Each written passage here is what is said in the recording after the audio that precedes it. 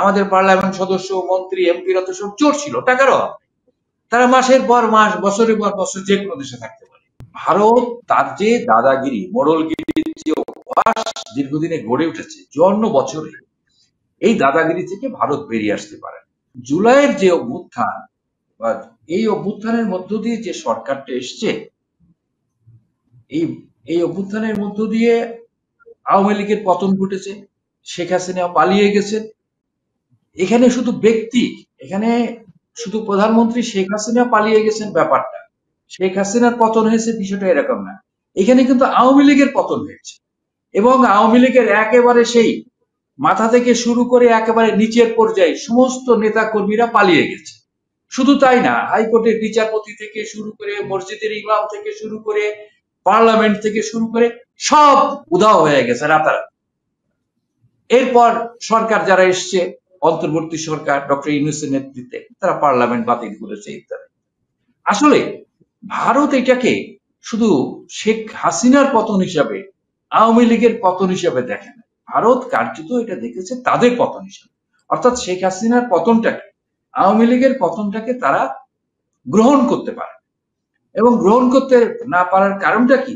এই যে দীর্ঘদিনের আওয়ামী লীগের উপরে যে একটা, বা বাংলাদেশের উপরে যে একটা, তাদের যে দাদাগিরি, তাদের যে আধিপত্য, বাংলাদেশের সামাজিক, রাজনৈতিক, সাংস্কৃতিক সমস্ত অঙ্গনে ভারতের একটা মানে আধিপত্য ছিল।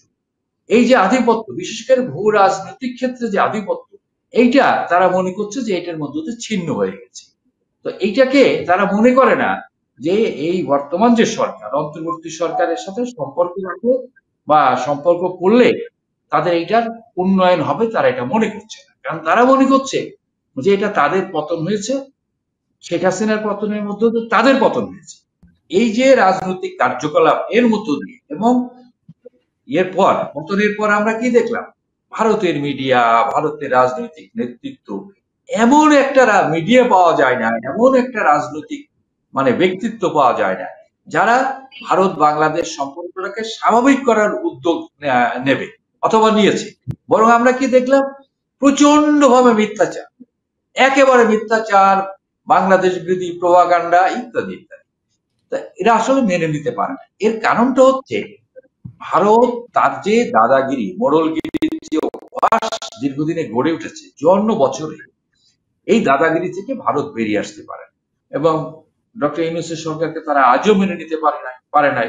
আমি জানি না, তারা তো অবশ্য প্রকাশ্যই বলেছে যে বাংলাদেশে একটি নির্বাচিত সরকার হলে তারা সম্পর্ক উন্নয়নের চেষ্টা করবে। কি ধরনের অরাজনৈতিক, অকূটনৈতিক বক্তব্য! যে নির্বাচিত সরকার, আরে গণ অভ্যুত্থান, জনগণ তাকে নির্বাচিত করেছে। এই যে ইউনূস সরকার, এটা সবাই মিলে তাকে নির্বাচন করেছে, তাকে ডেকে নিয়ে এসছে। তো এইটাও তো এক ধরনের নির্বাচন, এটা বরং আরো বেশি নির্বাচন। যারা নির্বাচিত সরকার হয় তারা কত পার্সেন্ট ভোট পেয়ে নির্বাচিত হয়? 30, 40, 50 তো কেউ পায় না।